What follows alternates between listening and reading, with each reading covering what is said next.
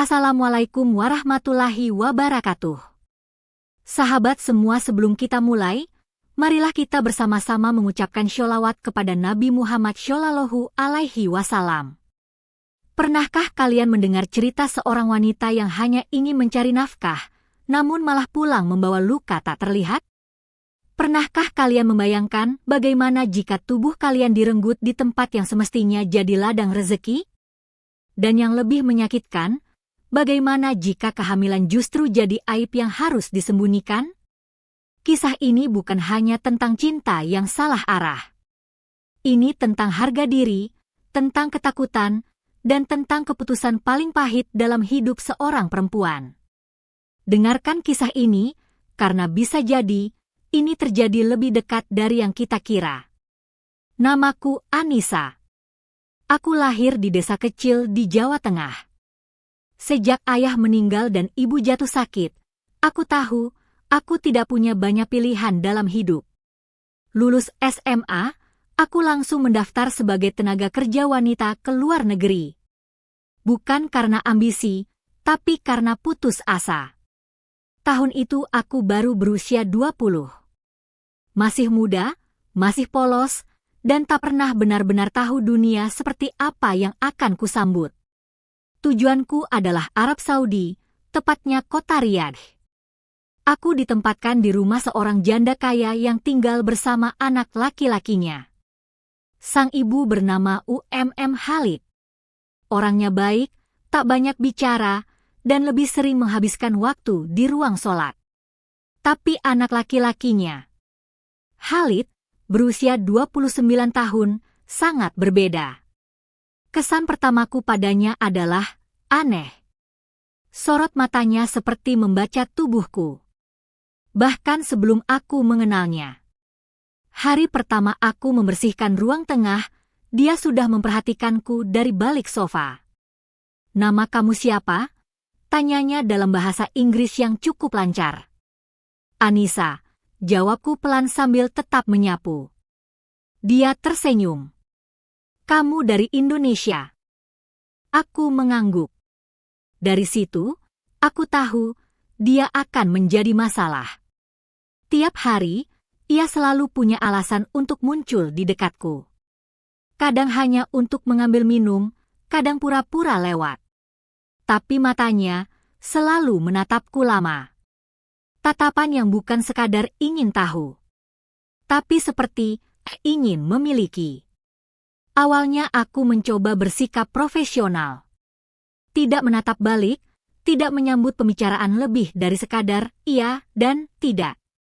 Tapi hari demi hari, tatapan itu berubah menjadi perkataan. Dan perkataan berubah menjadi godaan. "Kenapa kamu jadi pembantu? Padahal tubuhmu terlalu memikat untuk pekerjaan kotor seperti ini," katanya suatu sore saat aku mencuci gelas. Aku kaget. Air di tanganku hampir tumpah. Tapi aku hanya menjawab lirih. "Saya datang untuk bekerja." Dia tertawa kecil, lalu pergi. Malam-malam berikutnya terasa makin panjang. Aku mulai takut tidur, takut sendirian di dapur, takut saat membersihkan kamarnya. Tapi aku tidak punya pilihan. Aku harus bertahan. Untuk ibu, untuk adik-adikku di rumah. Kehidupan di rumah itu berjalan seperti biasa di permukaan. Tapi setiap langkahku, setiap detikku sendirian, aku tahu sesuatu sedang mengintai. Dan aku hanya bisa menunggu kapan badai itu benar-benar menerpaku. Hari-hari berlalu. Aku mulai hafal ritme rumah besar itu. Pagi membersihkan ruang tamu, siang memasak dan mencuci pakaian, malam merapikan kamar. Tapi ada satu pola yang paling kutakuti, kehadiran Khalid. Ia tidak pernah menyentuhku secara langsung. Tidak pernah memaksaku secara kasar. Tapi tatapannya selalu menyelusup seperti duri yang menempel di punggungku. Diam, tapi terasa sakit. Pernah suatu sore, aku sedang menyetrika bajunya di ruang cuci. Ia berdiri di ambang pintu, bersandar dengan tangan disilangkan. Kamu tahu, Anissa, wanita Indonesia itu lembut dan cantik. Seperti kamu. Aku menunduk. Tak menjawab. Ia berjalan pelan ke arahku. Tangannya mengambil setrika dari tanganku. Kamu tidak perlu melakukan semua ini. Kalau kamu jadi milikku, aku bisa bawa kamu keluar dari rumah ini. Kita tinggal di apartemenku. Mataku langsung menatapnya. Saya datang ke sini untuk bekerja, bukan untuk itu. Ia menatapku lama. Bibirnya tersenyum kecil. Kamu masih polos, ya? Ia mengembalikan setrika ke tanganku dan pergi begitu saja. Tapi aku tahu, ia tak akan berhenti di situ. Beberapa kali ia mencoba menawariku hadiah. Jam tangan, parfum, bahkan telepon genggam baru. Tapi semuanya kutolak. Dan penolakanku membuat tatapannya berubah. Dari kagum, menjadi lapar. Khalid tak pernah menyadari apa yang terjadi. Ia lebih banyak di kamarnya. Sering sakit-sakitan, dan hanya memanggilku saat butuh sesuatu. Aku pun tak pernah berani mengadu. Siapa yang akan membelaku?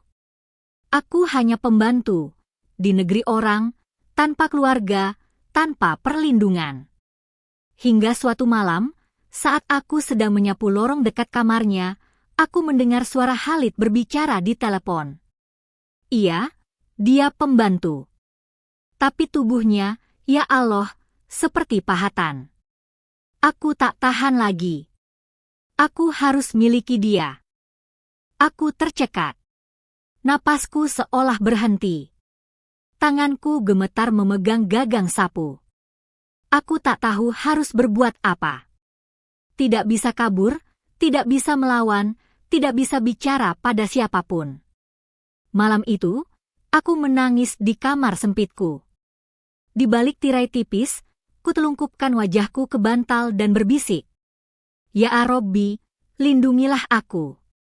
Jangan biarkan aku jatuh dalam aib yang akan membuat ibuku menangis. Tapi doa-doa itu, entah kenapa, terasa menggantung di langit-langit kamar. Tak pernah benar-benar sampai. Karena beberapa hari kemudian, badai yang kutakutkan itu benar-benar datang. Hari itu seperti biasa. Matahari Riyadh menyengat sejak pagi. Aku membersihkan kamar Khalid setelah ia pergi ke gym. Sprei tempat tidurku tarik, lantai ku sapu, dan aromaterapi ku ganti dengan yang baru. Pikirku, mungkin ini saat yang aman. Tapi aku salah besar. Saat aku sedang menata lipatan baju di dalam lemari, suara pintu kamar tertutup tiba-tiba menggetarkan hatiku. Lalu, terdengar suara kunci diputar dari dalam. Dek. Aku menoleh. Khalid berdiri di sana, mengenakan kaos ketat dan celana olahraga. Wajahnya tampak serius, dan nafasnya agak cepat. Apa yang kamu lakukan? Tanyaku panik. Biasa saja. Aku hanya ingin bicara, jawabnya pelan. Aku mundur satu langkah, tubuhku gemetar. Silakan bicara, tapi buka dulu pintunya. Ia berjalan perlahan ke arahku. Tidak menanggapi permintaanku. Anissa, kamu tahu aku suka kamu, kan? Aku menunduk, tak menjawab. Tapi ia terus mendekat. Sudah berbulan-bulan kamu di sini. Aku melihatmu setiap hari. Kamu bukan seperti pembantu biasa. Kamu beda. Dan aku tahu kamu juga merasakannya. Tidak, suaraku bergetar. Saya hanya ingin bekerja. Ia mengangkat daguku dengan satu jari. Jangan bohong. Matamu tak bisa menyembunyikan semuanya. Aku menepis tangannya. Khalid, jangan seperti ini. Tolong. Tapi ia justru menarik lenganku. Dorongannya lembut, tapi cukup kuat membuat punggungku menyentuh sisi ranjang. Nafasnya makin dekat. Matanya menatap ke dalam tubuhku, bukan ke jiwaku. Percayalah, aku akan menikahimu. Setelah ini, aku janji akan menikahimu. Kau akan jadi istriku, bukan pembantu lagi. Air mataku mulai jatuh. Khalid, ini salah. Aku mohon. Tapi suaraku tak berarti apa-apa. Hari itu, aku tak hanya kehilangan kehormatanku, tapi juga kehilangan harapan. Di kamar yang mestinya jadi tempat tidur, aku malah jadi korban. Sore harinya, aku tak bicara pada siapapun. Tak menangis, tak bersuara. Seakan tubuhku sudah mati, tapi jiwaku dipaksa tetap hidup. Malam itu, aku terdiam di depan cermin kecil di kamarku. Wajahku tampak utuh. Tapi dalam diriku, retak tak bersisa.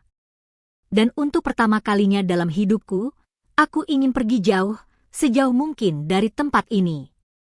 Tapi aku tahu, itu tak mungkin. Karena rahasia hari ini, baru saja mulai tumbuh di dalam rahimku. Waktu berjalan. Hari-hari kembali terasa seperti biasa. Tapi tubuhku mulai memberi tanda. Aku mudah lelah. Sering mual saat mencium aroma masakan.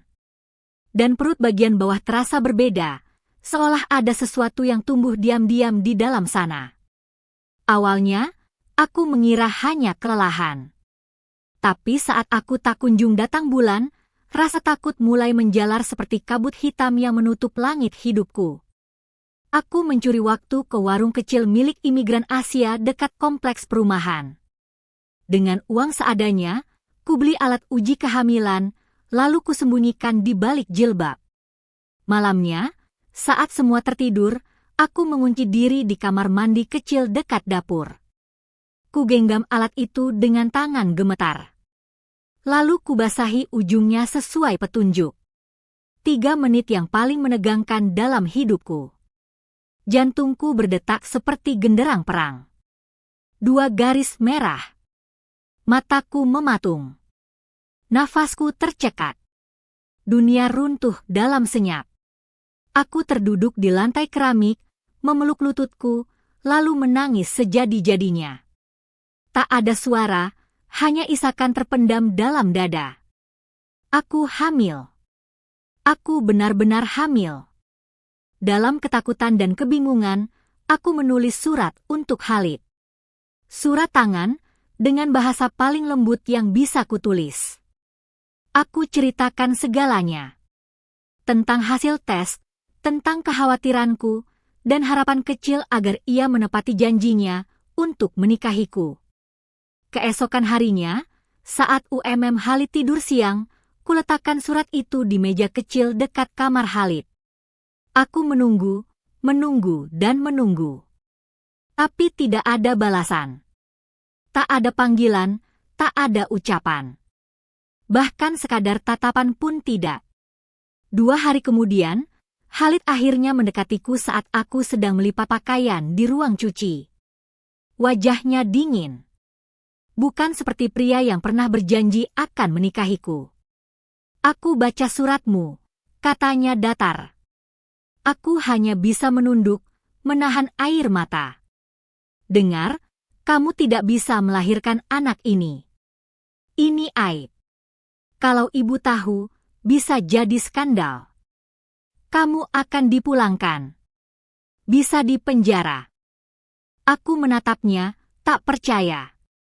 Tapi, kamu yang bilang akan menikahi. Kamu pikir aku bisa menikahi pembantu? Itu hanya kata-kata untuk menenangkanmu. Jangan naif, Anissa. Dunia kembali runtuh untuk kedua kalinya. Gugurkan, ucapnya tegas.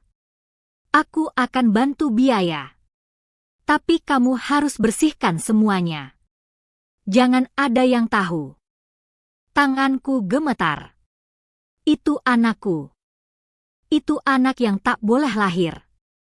Jika kamu mencintai hidupmu, gugurkan. Titik. Ia pergi begitu saja, meninggalkan tumpukan kain dan tubuhku yang hampir roboh. Malam itu, aku kembali menangis di atas sajadah. Air mata tak berhenti mengalir. Aku bicara lirih, seolah Allah masih mendengarkan. Ya Rabbi, lindungilah aku. Aku tak ingin berdosa, tapi aku juga tak ingin mati. Pilihan itu terlalu besar untuk diputuskan oleh seorang gadis 20 tahun, sendirian, tanpa siapapun di sisi. Tapi waktu tak akan menunggu. Dan janin dalam rahimku terus tumbuh. Meski tak ada yang menginginkannya. 3 hari berlalu sejak Khalid memaksaku untuk menggugurkan kandungan. Aku tidak tidur, tidak makan dengan benar, dan tidak berhenti menangis dalam diam. Tubuhku melemah, tapi pikiranku terus berputar. Di satu sisi, aku ingin mempertahankan janin ini. Itu darah dagingku. Tapi di sisi lain, aku tahu aku tidak punya kekuatan apapun. Tidak ada perlindungan. Tidak ada dukungan. Hanya ancaman dan rasa malu yang setiap saat bisa meledak jadi bencana. Sore itu, Khalid memberiku secari kertas. Di atasnya tertulis alamat klinik. Tanpa banyak bicara, ia hanya berkata, "Besok pagi." Sudah kuatur semuanya. Mereka tahu kamu datang. Aku ingin menolak. Ingin berteriak. Tapi, siapa yang akan mendengarku? Keesokan paginya, aku pergi diam-diam dengan mobil yang dikemudikan sopir keluarga. Khalid bilang, aku akan berpura-pura ke apotek. Tapi ternyata, itu bukan apotek. Melainkan bangunan kecil yang tertutup tirai gelap dan tak ada papan nama. Sebuah klinik gelap.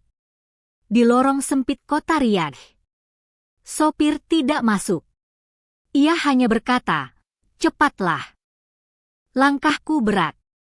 Setiap langkah menuju pintu klinik terasa seperti menyeret dosa besar yang tak pernah kuinginkan. Seorang wanita berwajah kaku membuka pintu. Ia hanya memberi isyarat tanpa banyak bicara. Aku diarahkan ke ruangan kecil dengan cahaya redup dan bau obat yang menusuk. Dokter laki-laki masuk. Wajahnya tua dan tanpa ekspresi. "Kamu hamil berapa bulan?" tanyanya dengan logat Arab yang berat. "Baru 2, jawabku pelan. "Prosedur akan cepat.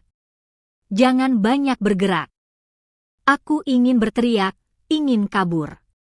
Tapi tubuhku kaku. Suara dalam hatiku hanya berkata, "Selamatkan dirimu, Anissa, walau harus kehilangan bagian dari dirimu sendiri." Jarum disuntikkan ke lengan. Cairan masuk perlahan. Lalu rasa sakit menjalar dari perut ke seluruh tubuh. Aku menahan jerit dengan menggigit lengan bajuku. Keringat dingin membasahi punggung. Pandanganku buram. Rasanya seperti dicabut dari dalam. Bukan hanya janin itu, tapi juga hidupku yang tersisa. Prosedur selesai dalam waktu singkat. Tapi luka yang ditinggalkan, abadi. Aku dibawa keluar seperti barang yang baru diperbaiki. Sopir menunggu dengan wajah tanpa empati. Kembali ke rumah, aku langsung masuk kamar. Tak bicara, tak menangis, hanya tidur dalam posisi meringkuk seperti anak kecil yang ditinggalkan ibunya. Malam itu aku bermimpi. Aku melihat seorang bayi tertidur di bawah pohon. Ia menangis pelan, tapi tak ada yang mengangkatnya. Dan aku berdiri terlalu jauh untuk menjangkaunya. Aku bangun dengan air mata membasahi pipi. Sejak hari itu, aku masih hidup. Tapi tidak lagi utuh. Hari-hari setelah kejadian itu terasa kosong. Aku tetap bekerja seperti biasa. Membersihkan rumah, mencuci pakaian, menyiapkan makanan untuk Khalid. Tapi semua kulakukan seperti robot. Tak ada hati. Tak ada jiwa. Aku tidak lagi memikirkan masa depan. Aku bahkan tak tahu lagi siapa diriku. Setiap kali melihat ke cermin, yang kulihat hanyalah wajah wanita muda yang sudah kehilangan segalanya. Halid tak pernah lagi bicara padaku. Tak ada sapaan, tak ada senyum, bahkan tak ada sisa rasa bersalah di wajahnya. Seolah-olah yang terjadi hanyalah gangguan kecil dalam hidup mewahnya. Aku hanyalah satu dari banyak kesalahan yang mudah dia hapus. Aku pernah mencoba menulis surat untuk ibuku di kampung. Tapi setiap kali pena menyentuh kertas, tanganku gemetar. Aku ingin bicara. Tapi, bagaimana aku bisa menjelaskan semuanya? Bahwa anaknya yang mereka banggakan kini tak lagi suci. Bahwa cucu pertama yang mereka harapkan telah dibuang di negeri asing yang bahkan tak tahu namaku. Beberapa kali aku bermimpi buruk. Tentang suara tangis bayi. Tentang suara Halid yang berkata, "Gugurkan, gugurkan."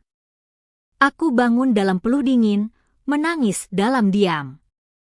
Tapi aku tidak bisa lari. Aku masih harus bertahan. Kontrakku masih 1 tahun. Dan aku tak punya biaya untuk pulang lebih cepat. Halid tak pernah tahu apa yang terjadi. Ia semakin sakit, lebih sering tidur dan tak banyak berbicara. Kadang ia menggenggam tanganku dan berkata, "Kamu baik sekali, Anissa. Aku berharap anakku bisa menikah dengan wanita seperti kamu." Aku hanya tersenyum. Tapi di dalam hati, aku menjerit. Satu-satunya hal yang membuatku bertahan hanyalah doa. Di sepertiga malam, aku duduk di atas sajadah, menggigil dalam sepi. Ya Allah, jika Engkau masih sayang padaku, tolong kuatkan aku. Jangan biarkan aku hilang selamanya. Aku tak tahu harus kemana, tapi aku tahu hanya Engkau yang bisa mendengarku. Aku tahu hidupku tak akan kembali seperti dulu. Tapi aku masih punya waktu. Masih ada hari esok. Meski tak ada yang tahu, apakah aku masih akan sanggup menjalaninya. 2 bulan setelah kejadian itu, aku menjadi pribadi yang nyaris tak dikenali siapapun. Tubuhku masih tampak kuat. Tapi hatiku telah remuk tanpa sisa. Halid meninggal di pertengahan musim dingin. Rumah itu menjadi lebih sepi dari biasanya. Dan sejak saat itu, Halid hampir tak pernah pulang. Katanya, ia tinggal di apartemen baru bersama tunangannya, wanita kaya keturunan bangsawan Arab. Aku tahu, dari awal aku tidak pernah benar-benar berarti untuknya. Aku hanya jeda kecil di antara kenyamanan hidupnya. Dan ketika sudah tak berguna, ia tinggal melangkah pergi, meninggalkan luka di tubuh dan hati yang tak pernah ia lihat lagi. Pihak keluarga menawarkan agar aku tetap bekerja di rumah itu.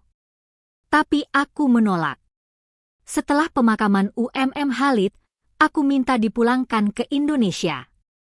Mereka setuju. Tanpa banyak tanya. Tanpa peduli alasan. Pesawat yang membawaku pulang terasa seperti ruang hampa. Sepanjang perjalanan, aku duduk menatap jendela. Menyaksikan awan berarak, seolah membawaku menjauh dari semua kegelapan itu. Tapi yang paling menyakitkan bukanlah perpisahan.